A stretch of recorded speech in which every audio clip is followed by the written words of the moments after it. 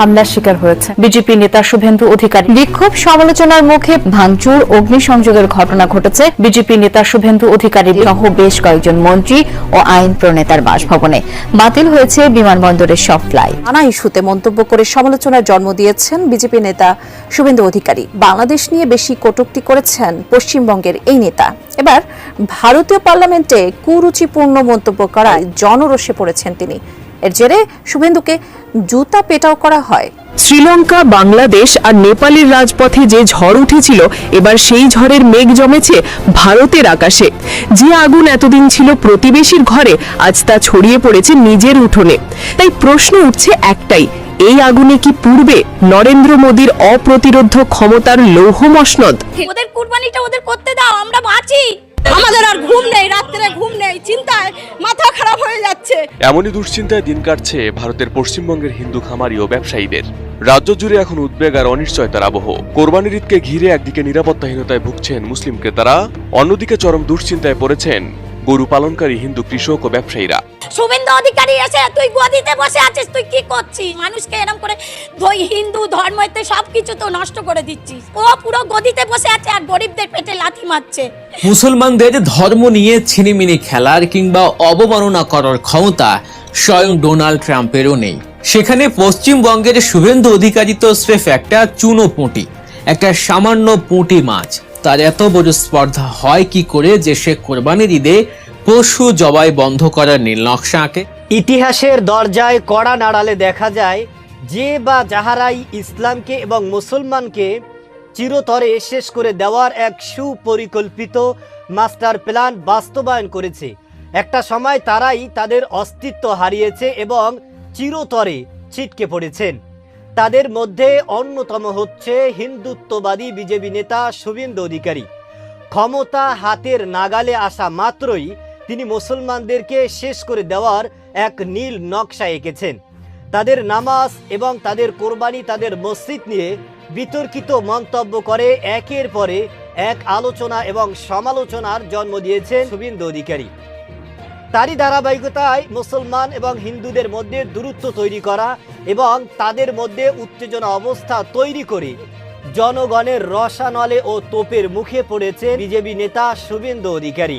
যে কারণেই এই হিন্দুত্ববাদী বিজেপি নেতা শুভেন্দু অধিকারীর উপরে হামলা, ভাঙচুর এবং তার উপরে ইতিমধ্যে জুতা নিক্ষেপ করার ঘটনাও ঘটেছে। দর্শকের বিষয়ের কিছু অংশ ভিডিওর শুরুতে শিরোনামে আপনারা দেখেছেন, বিস্তারিত পুরো ভিডিও জুড়ে।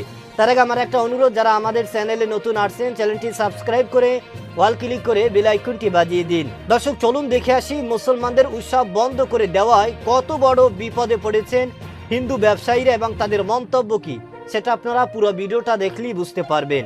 ভিডিওটা অত্যন্ত গুরুত্বপূর্ণ, তাই ধৈর্য ধরে একটি লাইক এবং পুরো ভিডিওটা শেষ পর্যন্ত দেখতে থাকুন। গোমাতাকে পারা যাবে না, তাহলে বিহারে তো ফ্রি গরু দিতে পারতো মোদি ফ্রি গরু দিতে পারতো, তো তাহলে তো আমরা সবাই সম্মেলন করে আমরা তো গরু চালাতো। ওদের কুরবানিটা ওদের করতে দাও, আমরা বাঁচি। আমাদের আর ঘুম নেই, রাত্রে ঘুম নেই, চিন্তায় মাথা খারাপ হয়ে যাচ্ছে। আমি তো হিন্দু লোক, আমি তো দাস, আমি ব্যবসা করি খাই। গরু কিনতে হবে মোদি খেয়ে। এমনই দুশ্চিন্তায় দিন কাটছে ভারতের পশ্চিমবঙ্গের হিন্দু খামারি ও ব্যবসায়ীদের। রাজ্য জুড়ে এখন উদ্বেগ আর অনিশ্চয়তার আবহ। কোরবানির ঈদকে ঘিরে একদিকে নিরাপত্তাহীনতায় ভুগছেন মুসলিম ক্রেতারা, অন্যদিকে চরম দুশ্চিন্তায় পড়েছেন গরু পালনকারী হিন্দু কৃষক ও ব্যবসায়ীরা। শুভেন্দু অধিকারী এসে তুই গদিতে বসে আছিস, তুই কি করছিস? মানুষকে এরকম করে দুই হিন্দু ধর্মতে সবকিছু তো নষ্ট করে দিচ্ছিস। ও পুরো গদিতে বসে আছে আর গরিবদের পেটে লাথি মারছে। আমাকে নিয়ে যেতে বলো, গুলি টানতে বলো এসে। উগ্রবাদী গোষ্ঠীর হুমকি, উত্তেজনাকর পরিস্থিতির কারণে অনেক মুসলিম ক্রেতাই গরু কিনতে ভয় পাচ্ছেন। ফলে পশুর বাজারে ক্রেতা কমে যাওয়ায় বিপাকে পড়েছেন হিন্দু খামারি ও ব্যবসায়ীরা। কোরবানির মৌসুম ঘিরে যে বেচা কিনার আশা ছিল, তা অনিশ্চয়তায় পড়ে যাওয়ায় অঞ্চল জুড়ে বাড়ছে চরম উৎকণ্ঠা। গরু মোদিকে কিনতে হবে, আমরা গরু বেচি খাই, তাহলে আমাদের মোদি ঘরে ঘরে চাকরি দেখ, একটা দুটোকে চাকরি দেখ, তাহলে আমরা তাই করে খাবো। ভারতের পশ্চিমবঙ্গে 2026 সালের বিধানসভা নির্বাচনে প্রথমবারের মতো ক্ষমতা এসেছে বিজেপি। এর মধ্য দিয়ে কেন্দ্র ও রাজ্যে একই দলের ডাবল ইঞ্জিন সরকার গঠিত হয়েছে। তবে রাজ্য জুড়ে বিজেপির এই উত্থানের পর থেকেই মাথাচাড়া দিয়ে উঠেছে উগ্র হিন্দুত্ববাদী গোষ্ঠীগুলো। গোহত্যা বন্ধের দাবিতে বিভিন্ন এলাকায় গরু জবাই ও পশু পরিবহনে বাধা দেওয়ার অভিযোগ উঠছে তাদের বিরুদ্ধে। অনেক স্থানে গরু ব্যবসায়ীদের ঘিরে ধরে মারধর, হয়রানি এবং পুলিশের সোপর্দ করার ঘটনাও সামনে আসে।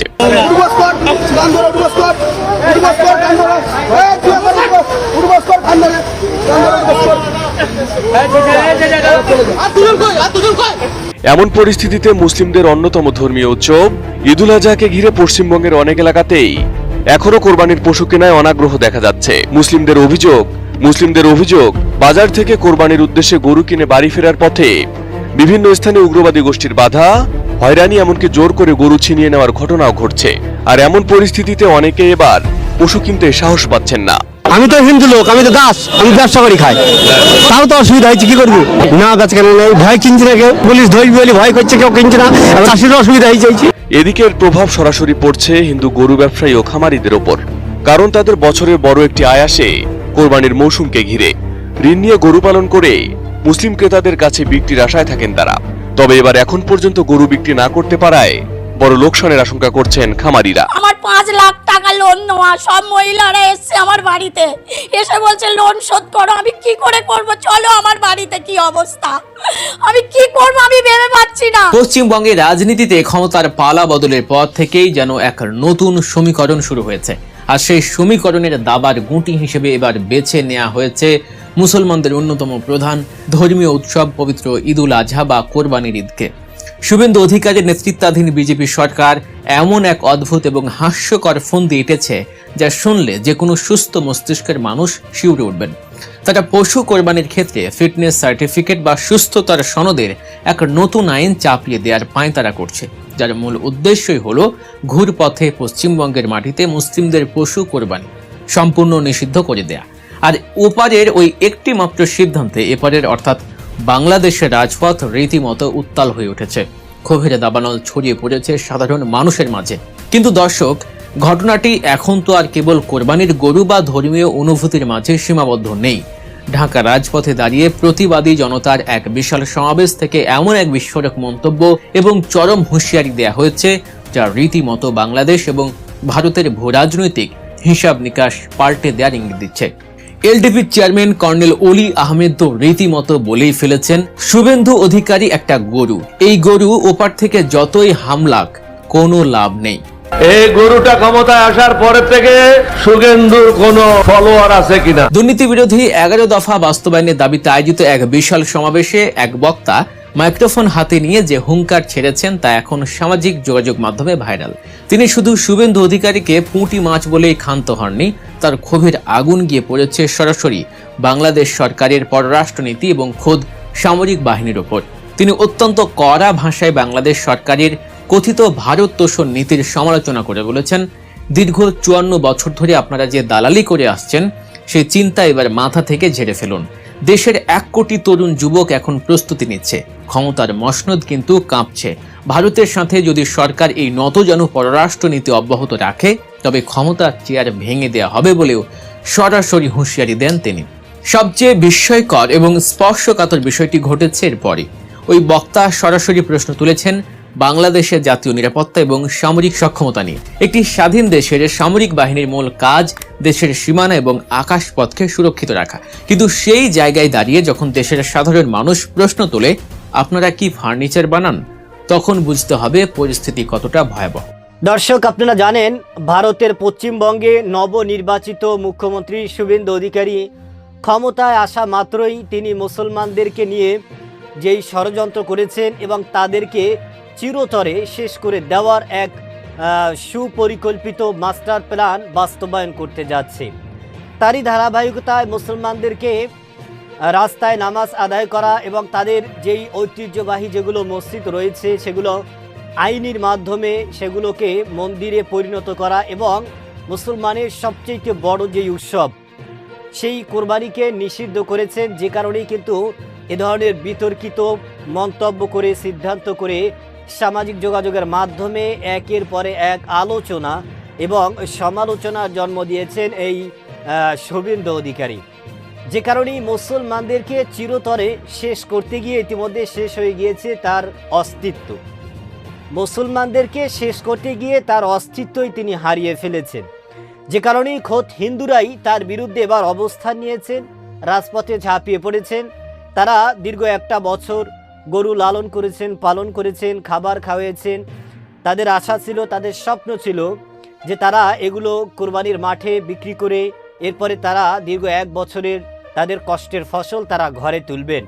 কিন্তু কোরবানি আসা মাত্রই, কোরবানির কিছুদিন আগেই যদি এভাবে রাষ্ট্রীয়ভাবে ঘোষণা করা হয় যে কোরবানি করা নিষিদ্ধ, যারা করে তাদেরকে জেল খাটতে হবে, জরিমানা করা হবে, তখন কিন্তু এ ধরনের ব্যবসায়ীদের মাথায় হাত।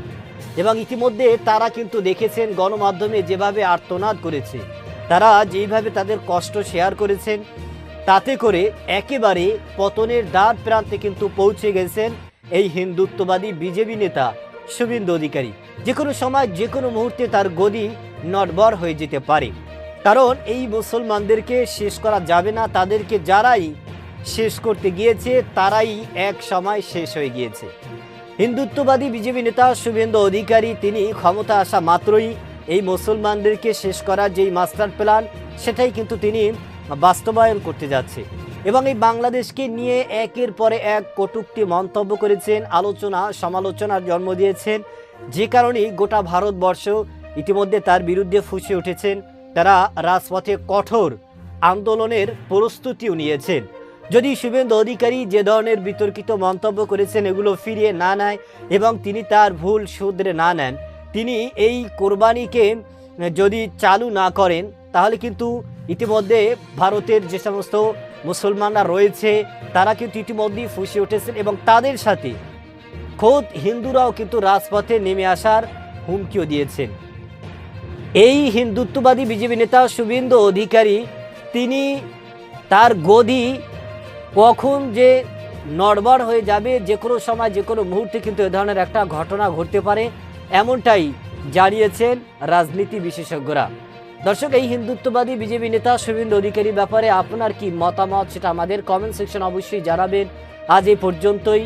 সুস্থ থাকবেন, ভালো থাকবেন। দেখা হবে আগামী কোনো ভিডিওতে। কথা হবে নতুন কোনো বিষয় নিয়ে। সে পর্যন্ত ভালো থাকবেন। খোদা হাফেজ।